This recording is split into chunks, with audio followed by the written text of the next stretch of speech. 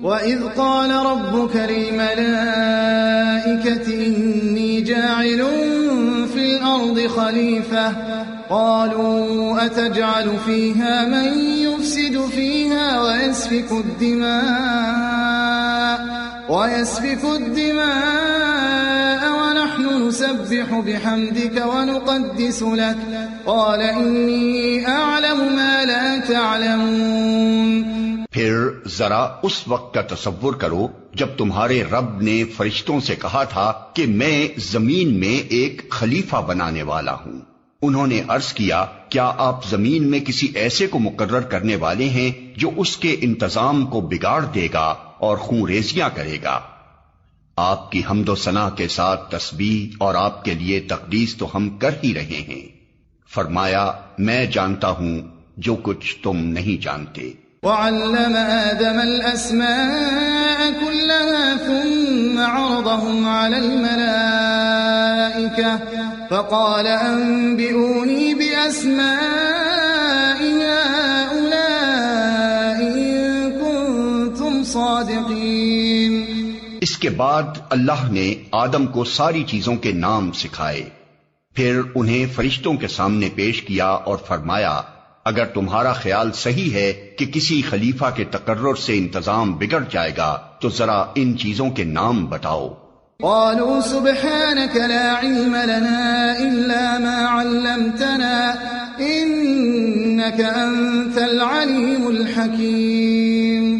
انہوں نے عرض کیا نقص سے پاک تو آپ ہی کی ذات ہے، ہم تو بس اتنا ہی علم رکھتے ہیں جتنا آپ نے ہم کو دے دیا ہے، حقیقت میں سب کچھ جاننے اور سمجھنے والا آپ کے سوا کوئی نہیں۔ قال يا آدم أنبئهم بأسمائهم فلما أنبأهم بأسمائهم قال ألم أقل لكم إني أعلم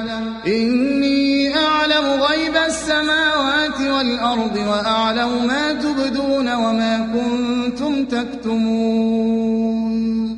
پھر اللہ نے آدم سے کہا تم انہیں ان چیزوں کے نام بتاؤ۔ جب اس نے ان کو ان سب کے نام بتا دیے تو اللہ نے فرمایا میں نے تم سے کہا نہ تھا کہ میں آسمانوں اور زمین کی وہ ساری حقیقتیں جانتا ہوں جو تم سے مخفی ہیں، جو کچھ تم ظاہر کرتے ہو وہ بھی مجھے معلوم ہے اور جو کچھ تم چھپاتے ہو اسے بھی میں جانتا ہوں۔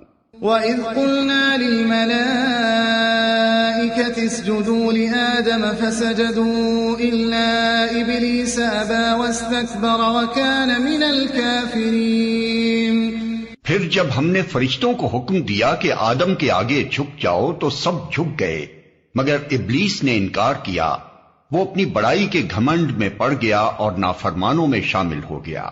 وَقُلْنَا يَا آدَمُ اسْكُنْ أَنْتَ وَزَوْجُكَ الْجَنَّةَ وَكُلَا مِنْهَا رَغَدًا حَيْثُ شِئْتُمَا وَلَا تَقْرَبَا هَذِهِ الشَّجَرَةَ فَتَكُونَا مِنَ الظَّالِمِينَ۔ پھر ہم نے آدم سے کہا کہ تم اور تمہاری بیوی دونوں جنت میں رہو اور یہاں بفراغت جو چاہو کھاؤ، مگر اس درخت کا رخ نہ کرنا ورنہ ظالموں میں شمار ہوگے۔ فَأَزَلَّهُمَا الشَّيْطَانُ عَنْهَا فَأَخْرَجَهُمَا مِمَّا كَانَا فِيهِ وَقُلْنَا اهْبِطُوا بَعْضُكُمْ لِبَعْضٍ عَدُوٌّ وَلَكُمْ فِي الْأَرْضِ مُسْتَقَرٌّ وَمَتَاعٌ إِلَى حِينٍ۔ آخر کار شیطان نے ان دونوں کو اس درخت کی ترغیب دے کر ہمارے حکم کی پیروی سے ہٹا دیا اور انہیں اس حالت سے نکلوا کر چھوڑا جس میں وہ تھے۔ ہم نے حکم دیا کہ اب تم سب یہاں سے اتر جاؤ، تم ایک دوسرے کے دشمن ہو اور تمہیں ایک خاص وقت تک زمین میں ٹھہرنا اور وہیں گزر بسر کرنا ہے۔ فَتَلَقَّى آدَمُ مِن رَّبِّهِ كَلِمَاتٍ فَتَابَ عَلَيْهِ إِنَّهُ هُوَ التَّوَّابُ الرَّحِيمُ۔ اس وقت آدم نے اپنے رب سے چند کلمات سیکھ کر توبہ کی جس کو اس کے رب نے قبول کر لیا کیونکہ وہ بڑا معاف کرنے والا اور رحم فرمانے والا ہے۔ قُلْنَا اهْبِطُوا مِنْهَا جَمِيعًا فَإِمَّا يَأْتِيَنَّكُم مِّنِّي هُدًى فَمَن تَبِعَ هُدَايَ فمن تبع هداي فلا خوف عليهم ولا هم يحزنون۔ ہم نے کہا کہ تم سب یہاں سے اتر جاؤ، پھر جو میری طرف سے کوئی ہدایت تمہارے پاس پہنچے تو جو لوگ میری اس ہدایت کی پیروی کریں گے ان کے لیے کسی خوف اور رنج کا موقع نہ ہوگا۔ والذین کفروا وکذبوا بآیاتنا اولئک اصحاب النار هم فیہا خالدون۔ اور جو اس کو قبول کرنے سے انکار کریں گے اور ہماری آیات کو جھٹلائیں گے وہ آگ میں جانے والے لوگ ہیں جہاں وہ ہمیشہ رہیں گے۔